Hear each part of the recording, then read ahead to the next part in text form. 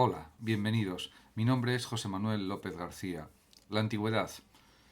Es un tema realmente apasionante, el estudio de la antigüedad, la investigación histórica, filosófica, literaria sobre la antigüedad, el periodo que va fundamentalmente desde el surgimiento de la Grecia antigua, ya como una cultura ya construida, elaborada, pues aproximadamente hace pues unos 1000 o 1200 años antes de Cristo, y todo ese periodo, de esos 1000 años antes de nuestra era, con el surgimiento de las obras de Anacreonte, Safo, Platón, Aristóteles, los filósofos presocráticos, por supuesto, etcétera, etcétera. Y también con el surgimiento de la antigua Roma, los historiadores romanos, los políticos romanos, los oradores romanos, etcétera. Digamos que es una época realmente muy bella, impresionante, para estudiarla, para analizarla, para comprenderla. Y en este sentido existen muchos libros que tratan de cómo era la antigüedad, pues desde una perspectiva política, social, intelectual, literaria, histórica, etcétera. Y uno de los libros que más destaca en este sentido, desde un punto de vista, podríamos decir, filosófico, es la obra de Finlay titulada Aspectos de la Antigüedad, Descubrimientos y Disputas. Finlay es un gran helenista norteamericano que abandonó su país de origen para instalarse en Inglaterra porque sufrió una persecución de tipo político en Estados Unidos, y Finlay decidió instalarse en el Reino Unido. El profesor Finlay logra hacer revivir en este libro Aspectos de la Antigüedad los problemas de la antigüedad como si fueran profundamente actuales, desde una perspectiva característica de un lector contemporáneo. Y es evidente que así es. Podemos aprender muchísimo del pasado, también podemos aprender una gran cantidad de lecciones de los hechos históricos de la antigüedad, de la filosofía de la antigüedad, de la poesía y del teatro de la antigüedad, etcétera, etcétera. Diríamos que en este libro de Finlay pues aparecen distintos temas tratados a lo largo de sus capítulos. Uno de ellos es, por ejemplo, la decadencia del Imperio Romano, otro es el proceso a Sócrates o de Sócrates, Platón como político, Diógenes, el emperador Diocleciano, los mercaderes de esclavos y los orígenes del cristianismo, entre otros capítulos que aparecen en el libro. Y todos son extremadamente interesantes y provechosos. Voy simplemente a comentar pues algunos pequeños fragmentos del libro. En primer lugar voy a comenzar a explicar un poco algunos rasgos del proceso a Sócrates, que, contra lo que se pudiera pensar, duró unas horas el proceso judicial, porque los miembros del jurado permanecían sentados en los bancos oyendo los discursos, unos bancos de madera, y los espectadores de pie tras ellos. Además, como también señala el propio Finlay, los jurados atenienses, no así sus colegas modernos, diríamos que tenían o poseían o detentaban un control pleno de la decisión, o sea que eran juez y jurado a la vez, y su veredicto no admitía apelación alguna a ningún otro tribunal.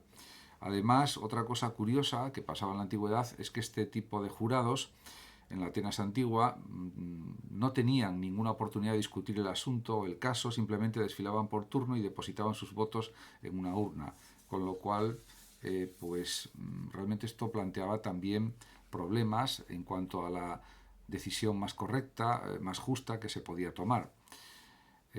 Podemos decir que realmente desde que hubo la condena a Sócrates por corromper a la juventud y por impiedad, y las dos acusaciones eran falsas y el principal instigador de estas acusaciones era Meleto, pues realmente podemos decir que el proceso de Sócrates fue el resultado de una disputa política, de diríamos, de un ataque político contra Sócrates por parte de enemigos políticos, más que otra cosa, porque él había impartido enseñanzas muy provechosas y muy beneficiosas para los jóvenes y los adultos de Atenas y para todo tipo de personas, y por otra parte también respetaba las tradiciones culturales, las leyes de Atenas y todo el ordenamiento legal ateniense, con lo cual diríamos que fue condenado de una manera absolutamente injusta.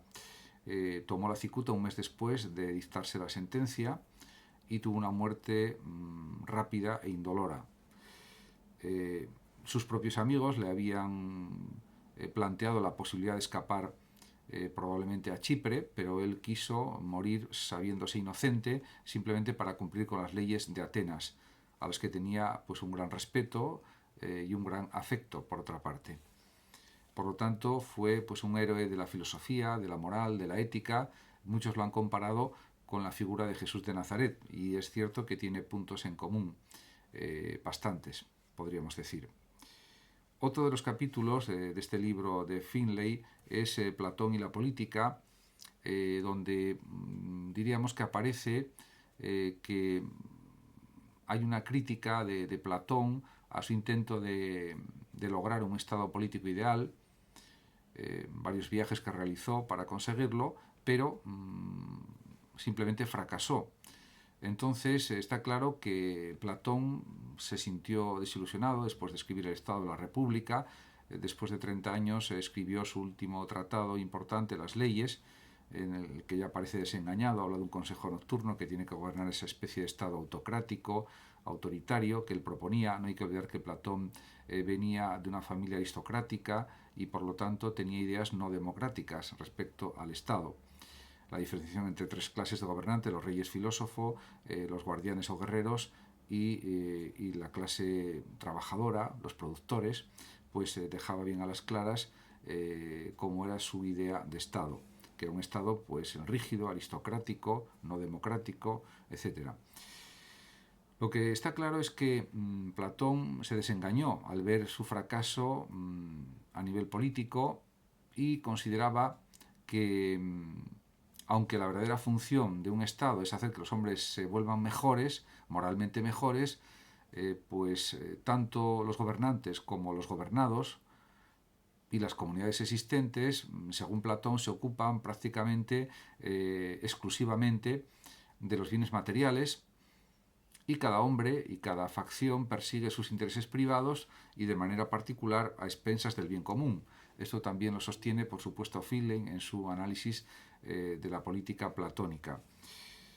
Además, y hay un punto fundamental en el que insiste también Finlay y en el que está muy acertado con lo que escribe, y es lo siguiente: dice Finlay, como los hombres poseen nociones erróneas de la bondad y de la justicia, las metas que persiguen son falsas, tanto individual como colectivamente.